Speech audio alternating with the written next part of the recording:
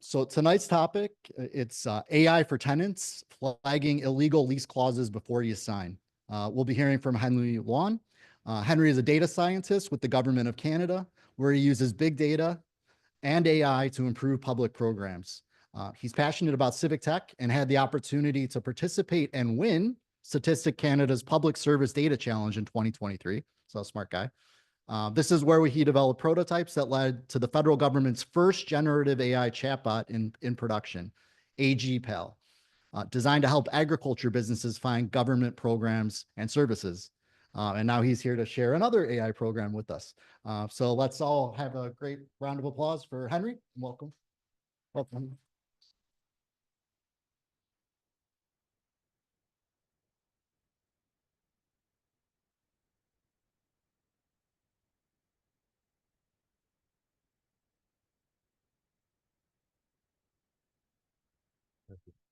Just pick one, right? Yeah, and for in-room here, and then, yeah, that's for online. Okay. Perfect. Can you hear me? Okay. Can you guys hear me online? Okay. Maybe more reaction online, please. I have no clue. Billy, you can hear online? Oh, perfect. He wasn't even putting the headphone on, but he. Okay, perfect. I just want to take a moment to thank everybody, who comes out on a rain day. I'm very grateful for just like being invited to this event and have the opportunity to talk to you here. You could have been sitting home and doing Netflix, but instead you chose to be here. So hopefully today you can have a really amazing time with the rest of everybody in the group. If you're a first timer, it's my second time. I would like to be more involved in this community. So maybe a little bit more about myself before I jump into the presentation. Again, my name is Henry.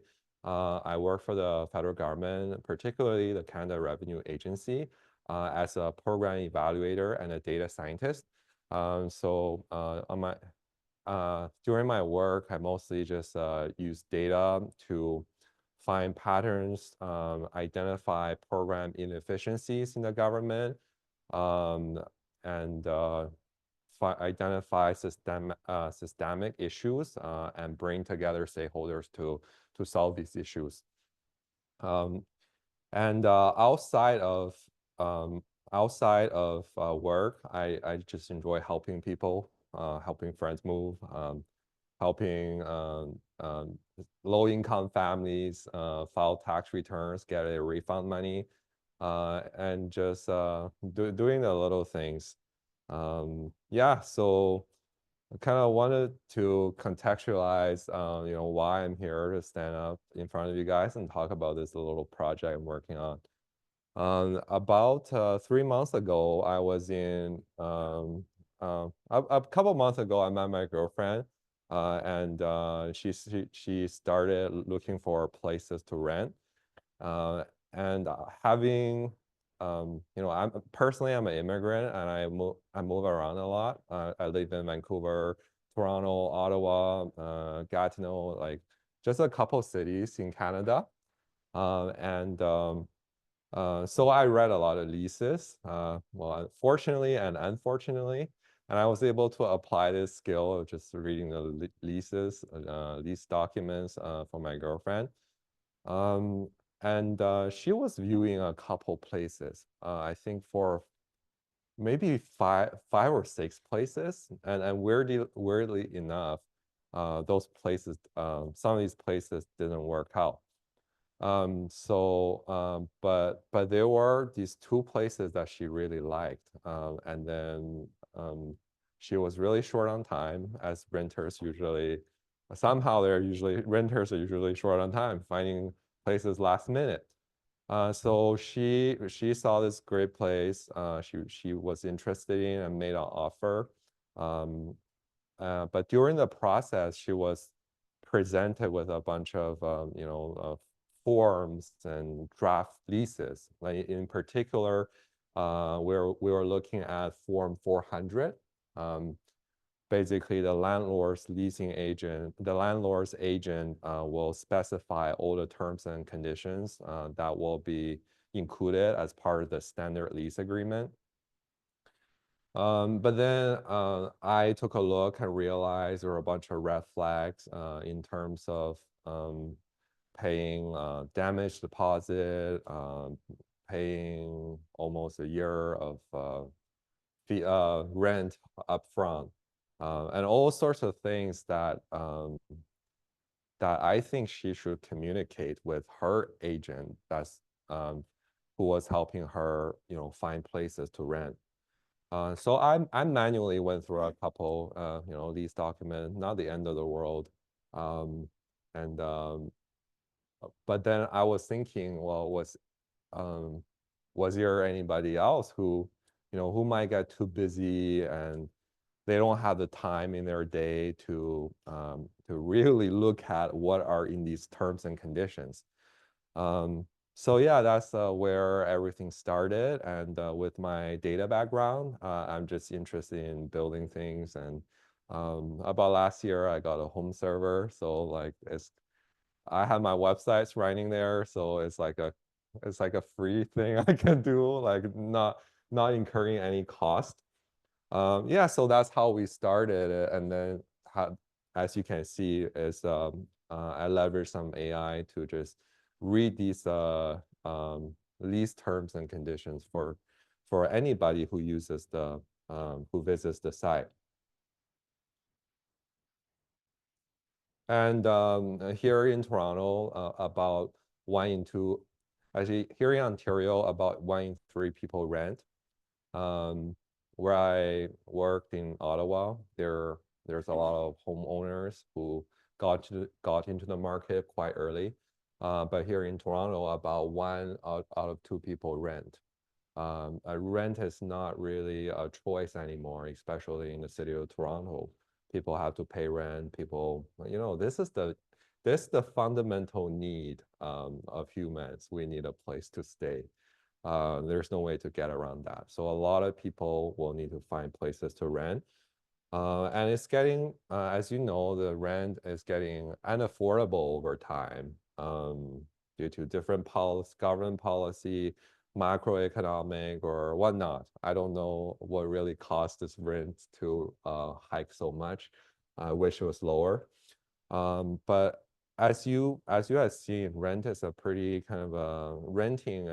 normal and common activity we all do these days. But when you rent in Ontario, you have to assign some documents, particularly lease agreements, and there could be a lot of I wouldn't say I wouldn't say danger, but there could be potential hazard in these lease documents that if you don't pay attention, it might cause you headache moving forward in the future. The moment you sign, you form a kind of legal obligation in most cases with the terms on the document, unless they break the law. And many of the terms do. So I was thinking, how can I efficiently identify these terms and conditions that might be, harmful, that might be against the law for people right up front. There could be terms such as voluntary prepayment by law. Like landlords cannot ask you more than the first month's rent and last month's rent. But in reality, most people ask for a couple months rent upfront, and also they'll put these terms about damage a deposit. Like they'll take your money up front, let's say $500 up front, and then tell you that the $500 will get paid back if there's no damage to their property, furniture, etc. But those were not legal, right? So how can we, is there a way to systematically identify these fundamental outrageous terms when you're looking for a place to rent? Lease documents are not the longest document out there. They're way longer documents. But they are 13 pages to 15 pages. And sometime we'll get a package of document.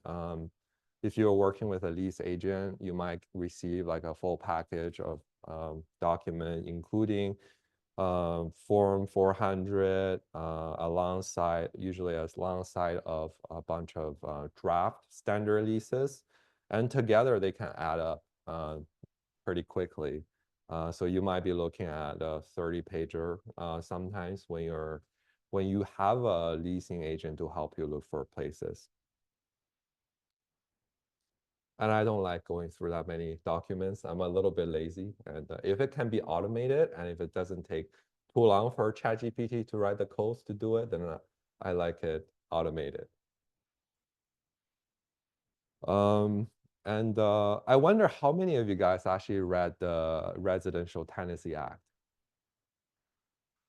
What did you do that for? Why did you do that to yourself? So I guess 99% of you guys haven't done it, including people online. So it's about a 130-page document with a number 9 font size. So when you print it out, it's actually pretty small. And I personally don't have the patience to go through all these. So traditionally, before ChatGPT was a thing, I just did keyword search. But there's still quite a few keywords like all over the place. So it'd be great if the tool can make legal references to terminologies on the Ontario Residential Tenancy Act. So that's my idea.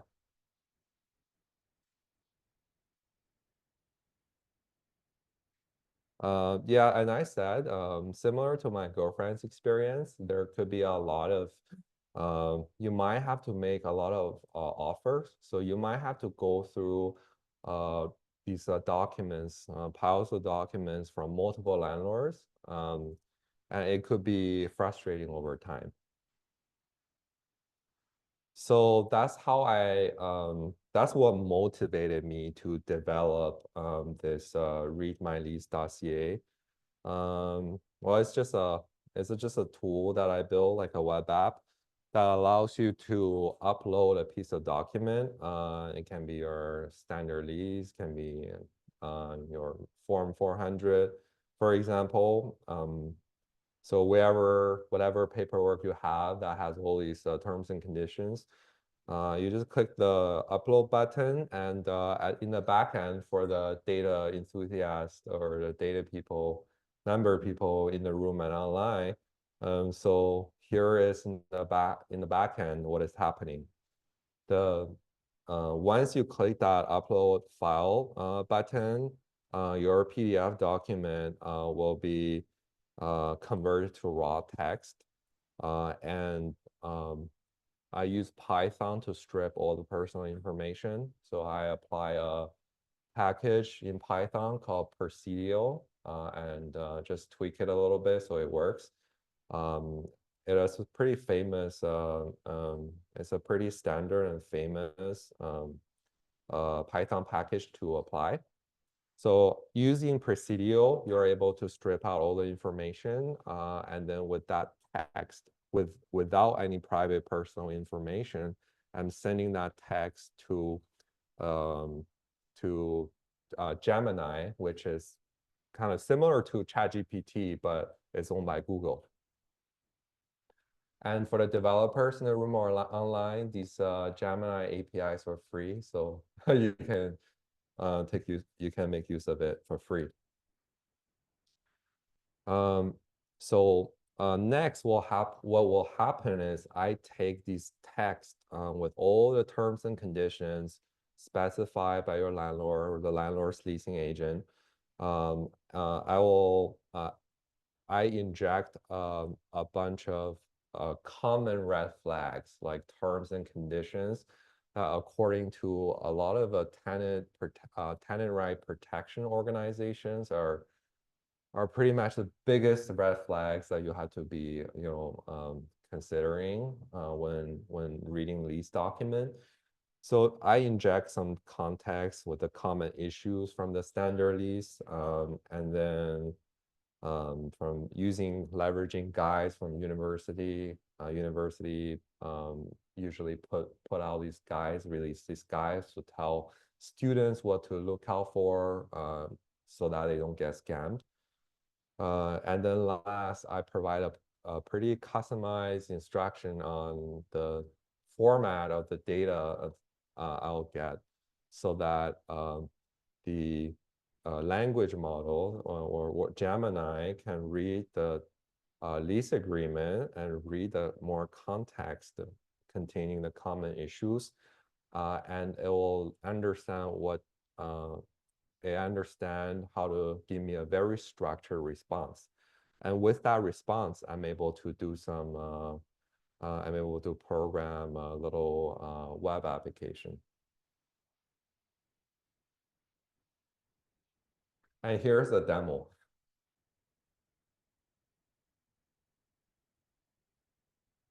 So it didn't take too long to build. It took about two weeks, kind of after work. And I'm not too I usually just use Python for all the web applications, and it's very quick. But then I didn't like how they look, a little bit OCD on that end.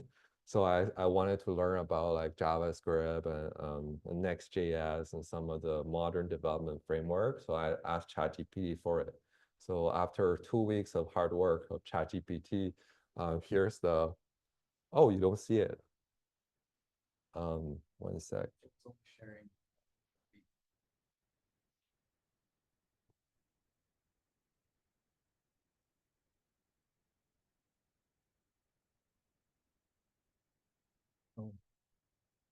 You guys were just listening to me like ranting, but nobody gave me a hint that I should.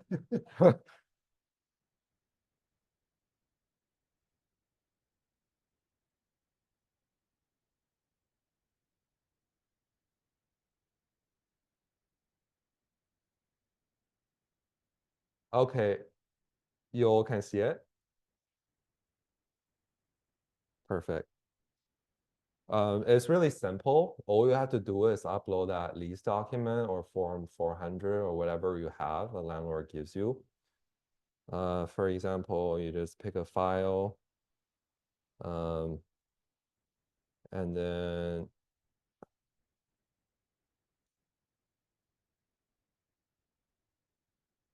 sorry, 1 sec.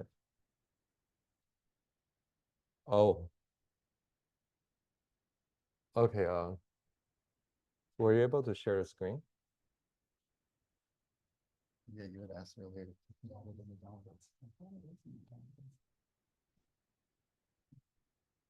Can you share your screen? Or? That's, oh, no, that's. Okay, cool. Sorry, my girlfriend's laptop.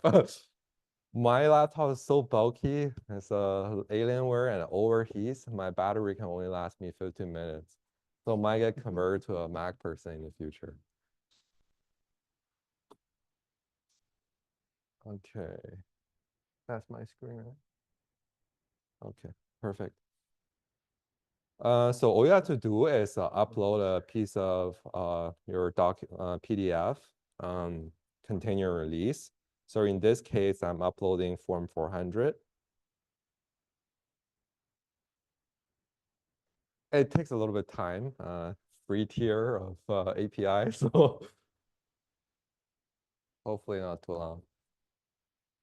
Okay, so it's done, and it found some violation.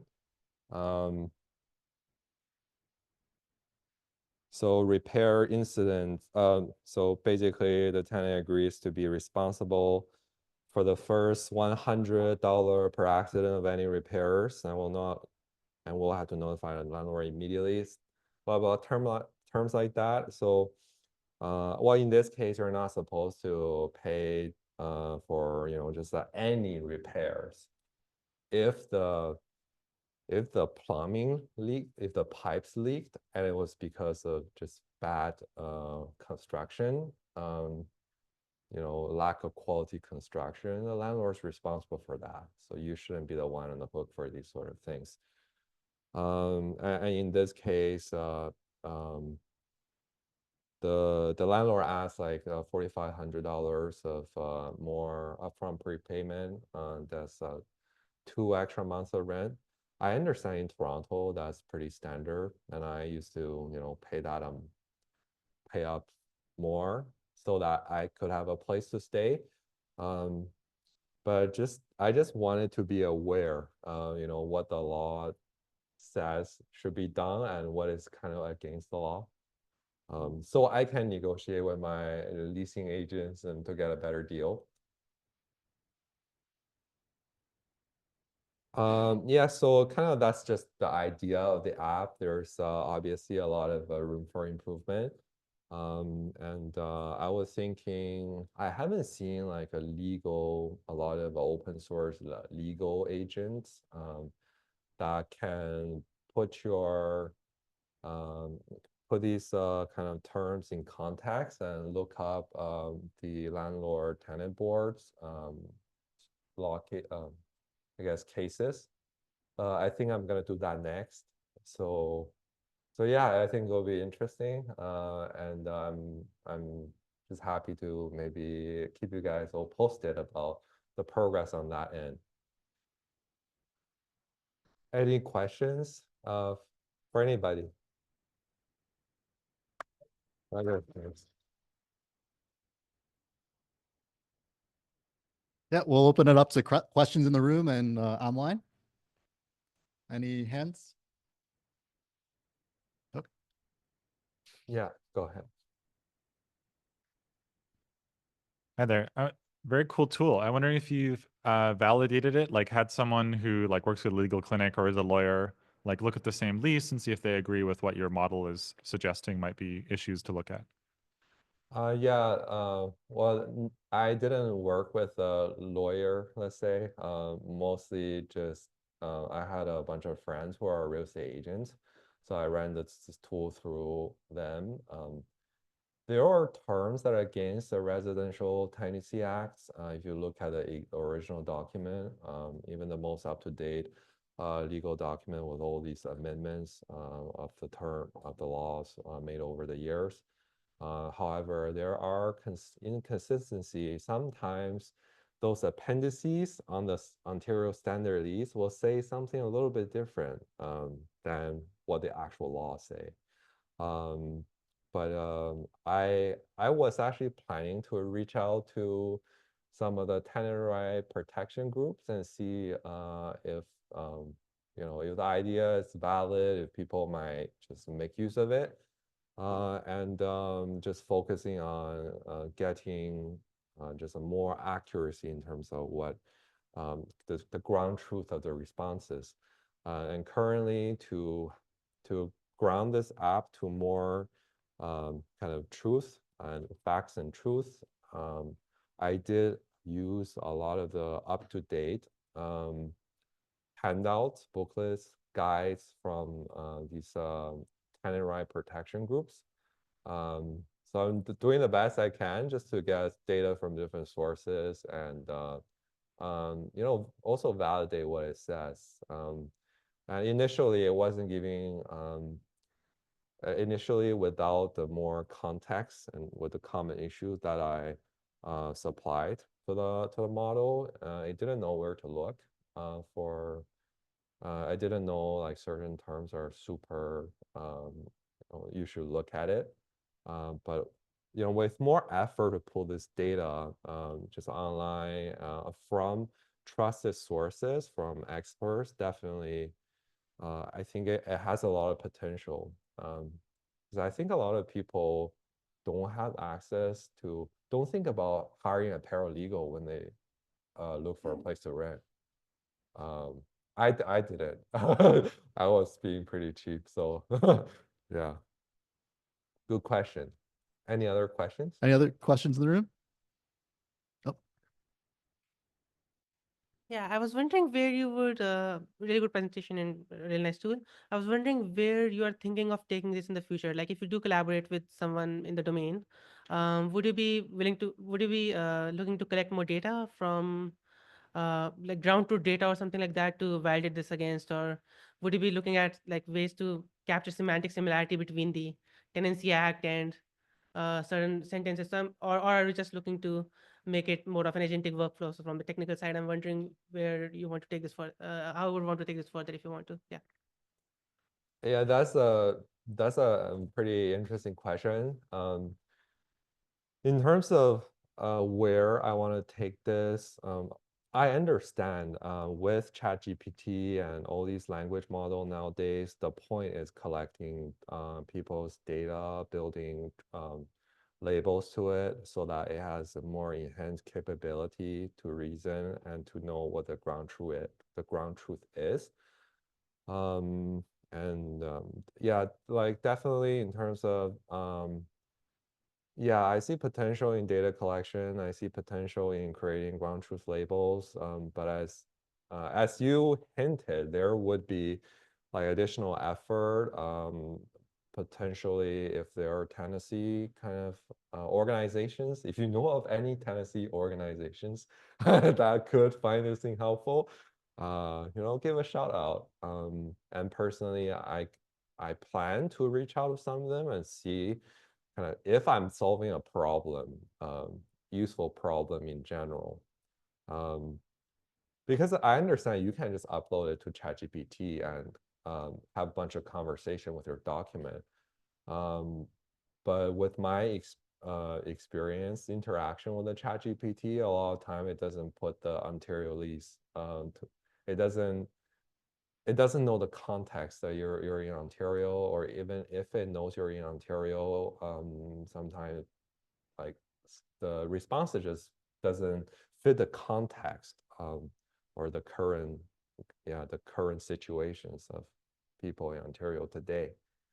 And in terms of more data collection, I was thinking maybe I should just start like maybe a GitHub page with all the references to documents like guides, and there are already a lot of tenant organizations who publish these documents where I aggregated the information to provide custom instruction to the language model. So I think that could be a great direction as well, besides potentially working with other tenant right protection organizations. Well, we have a couple more minutes here before we do the announcements for breakouts. But let's turn over to Ilya if there's any questions online. And I did forget to mention, yeah, if you have a question online, just add a queue in the chat, and they'll have you queued up to ask your question. Thank you. Jim? Hi. Question. What's the cost of a false negative on this? What's the cost of A false negative, i.e., you feed it in and there's something like there's something wrong and it doesn't catch it. So again, the custom instruction I'm providing outlines a lot of common issues, but you could run into landlords, you could just run into scammers where the language model doesn't catch particular situations where you might, get scammed looking at the terms. I personally, that's a good question. I personally haven't thought about like if it doesn't catch it, what would be the consequence?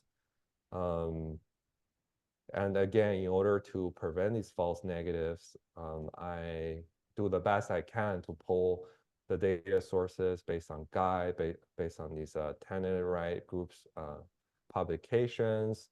So usually the issues people face are not that complex. It's just there's a lot of items, a checklist to go through. So in a sense, this tool only automate a human going through checklists. But again, similar to the previous question, definitely there's a lot of potential to,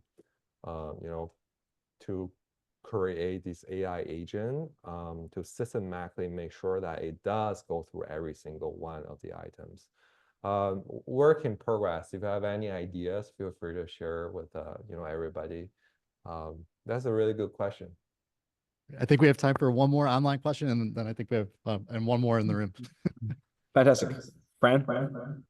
Yeah, thanks for sharing this. There are several Ontario tenant rights groups on Facebook and Reddit, and so you could possibly just get scale and real world testing through that, just as a suggestion. And I just noticed that it says on your screen, key deposit should be declined, but actually per the RTA, it is legal to have a key deposit as long as it's fully refundable and within a certain limit. So I was just wondering what that, I'm just confused That's about an excellent point. discrepancy. Yeah, that is an excellent point. If you look at the Residential Tenancy Act, if you look at the act itself, it does say that the key deposit are not allowed. But if you look at the Ontario Residential Tenancy Act of 2006 with all the amendment, even with all the amendment, if you look at the law itself, it says it cannot be collected. But if you look at the Ontario Standard Lease, the appendix, all these appendix A to G or something, and go through them, it will say key deposits are allowed. And in practice, key deposits, as far as I remember, are always allowed. Yeah, there's a lot of potential. There's a lot of like, anyway, thank you so much. Appreciate it. Yeah, thank you for the question. And our last question from Tom here in the room. Yeah, thank you for the talk. I do wonder, like, a lot of these highlights, like, even if they're true, how do I put it? It might not be that easy for a tenant to argue with the landlord, especially if they have like multiple offers already, or sometimes even people are trying to like give even more deposits to secure their offer. Like, what do you think about the situation we have right now? Yeah, like definitely it does. This tool, what it doesn't solve is the imbalance between kind of the power between tenants and the landlord on the negotiating table, because simply they can just look for a next tenant, and landlords can have outrageous terms too. Sometimes that do not comply with the law, and they can do a lot of time they will just have more resources as well. The tool doesn't solve that problem. That's an excellent problem that you brought up. I think with the legal system today, it's still hard to cheaply access legal services. Cheaply, I mean not less than $1,000. So like in situations, I mean, unless you sign the lease, you're not obligated to respond to the terms for the terms to be enforced. But in parallel, the parallel issue you mentioned would be, what if someone signed the lease already with the landlord and they don't have the resources, but their rights are violated? Then what do you do then? Interesting questions. You're in the right room. This is Civic Tech, Civic issue. This is excellent. Well, thank you everyone for your questions, and thank you, Henry, for your presentation. Thank you. And